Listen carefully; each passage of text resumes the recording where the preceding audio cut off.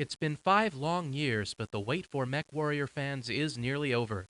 Activision is near completion of MechWarrior 2, The Clans, which will use the same Battletech universe as the original, with the addition of all the technological advances that have taken place since the release of the original game in 1989. The new game will have VGA graphics, compared to EGA in the original. Texture mapping gives the graphics a more realistic look and feel, and the sound is enhanced through the use of an 8-bit soundtrack. Kelly Mack, the executive producer of the simulation division at Activision, says there are a number of elements in MechWarrior 2 that set it apart from the competition. We're on the ground. A lot of the action is very close. Because of the rules of the Battletech universe, we deal with the in-your-face combat. We deal with the close action, where if you're firing off a set of machine guns, you see the explosions take off on the left arm of the mech you're firing at. That's probably the primary difference between ours and any other simulation, is that we really put you into the combat experience. We try to submerge the player into the idea that he's in this huge, lumbering mech.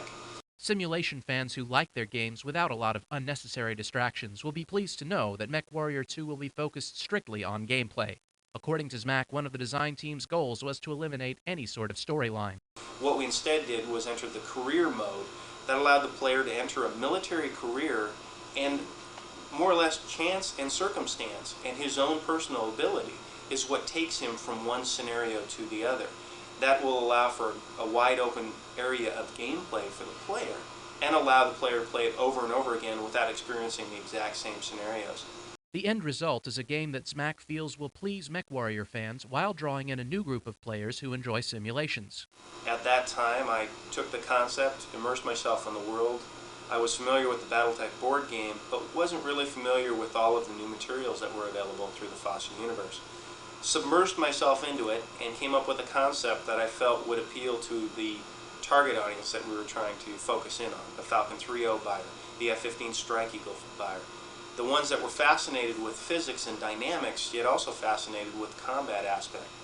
The futuristic aspect of MechWarrior 2 made it appealing to a broad audience, as well as that existing FOSSA audience or Battletech audience that kind of pre-existed out there, took Mech 1 and ran with it.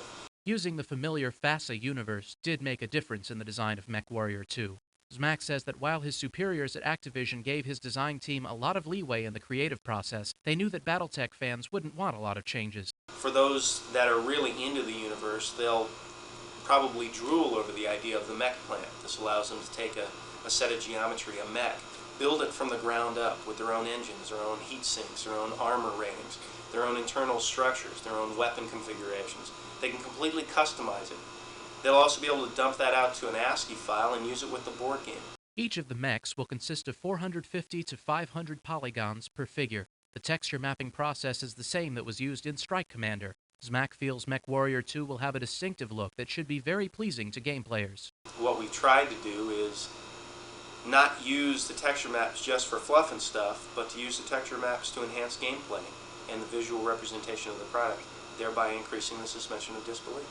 The audience is there for this game, and Activision is ready and eager to please it. With 5 years of technological advances available since the original game, MechWarrior 2 The Clans should drive simulation design to a new level.